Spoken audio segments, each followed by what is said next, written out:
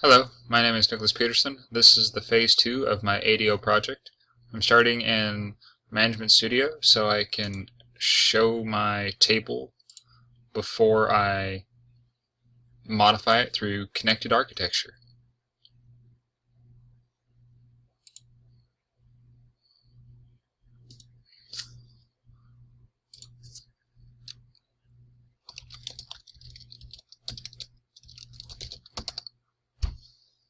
To change my table, I'm going to go to my customer section of my application.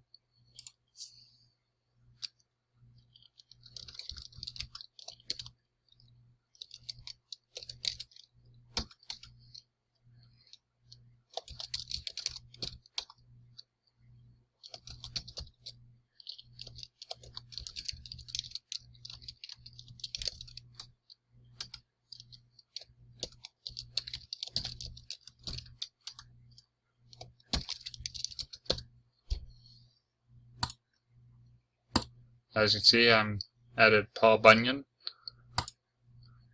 I'm going to update a customer. Say Ryan Hall here. I gave him the wrong first name. So I can change his first name from Ryan to, say, Brian.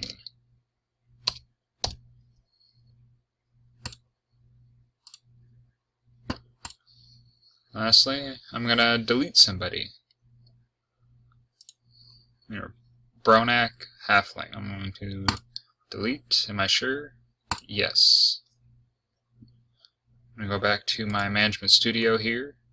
And as you can see, Bronak's still here. Ryan is not Brian. And there's no Paul Bunyan. I edit top 200 rows again, and now everything is as I have changed it. Next, I'm going to go to the product version portion of my project. So I can go to the update to show here's a data grid view. The data source is a strongly typed data set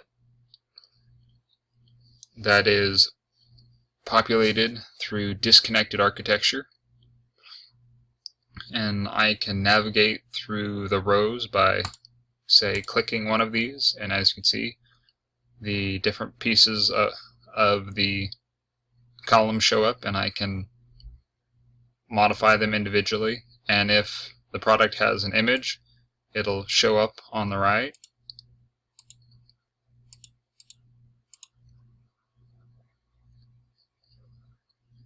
I can add an image, or for instance, I'm going to add some images to make sure I'm on the right one.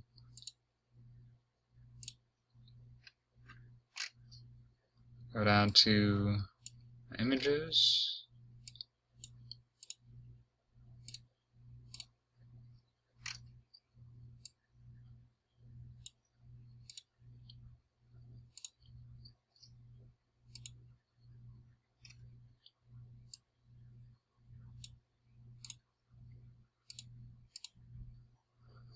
And see, there's my 3 images. I can navigate through them. I can go somewhere else and I can come back and they're still there. I'm going to exit my application and show my code. Starting here with new customer, I get all my user inputs, and then from my middle tier I use my new customer method. For my update, I pretty much do the same thing. I get my selected combo boxes and user input, and then use my update customer method from my middle tier. And for my delete customer, I have that data grid view, which is populated by a strongly typed data set. When I select one and I hit the OK button, so right here is this dialog result equals yes, and the result and the ID isn't 0, I use my delete customer method from the middle tier.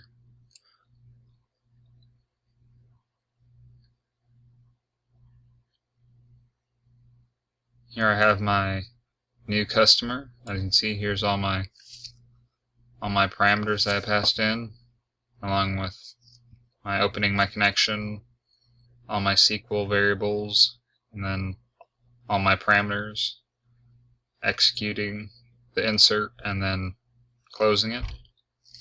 For my update, I have pretty much the same thing. Here's my my command text, my parameters, my execute, and then my closing the connection.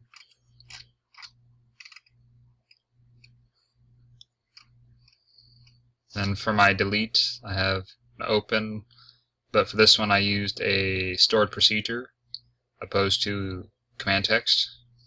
Here's my parameter that I'm passing in, which was the customer ID, into the stored procedure, and then I execute it and then close the connection. Next, we're going to look at the code behind my product update. It all starts right here when they, in the data grid view, when they click on one of the products. I have all the columns display in the proper text box or rich text box or combo box. And then I fill out this temporary, kind of temporary image array I use from my product dataset image data table, which I created on my form load. And also my form load, I populated my data grid view from a strongly typed dataset, which I named product dataset, which I've instantiated up here.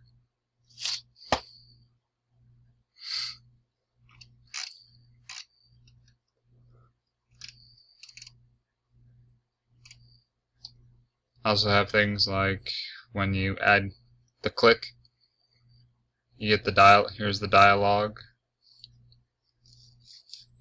how it puts the image into the picture box, and then from the picture box it converts it into binary using this method here, and then inserts the row into this data table, which I later update the database with when I use my update click, which is up here. Here's my update. It takes the current inputs from the current user inputs, puts them into variables, and checks to make sure nothing's empty. Then it populates the selected row with the variables, and it updates the product with both the product table and images table and the product image table. Here's my product middle tier. I have my insert, uses adapters, as you can see, in a SQL command builder, and creates a new row and adds the row to the dataset and then updates the dataset. And here's my product dataset, my strongly typed dataset that I named product dataset. As you can see, it has my product table and my product image table.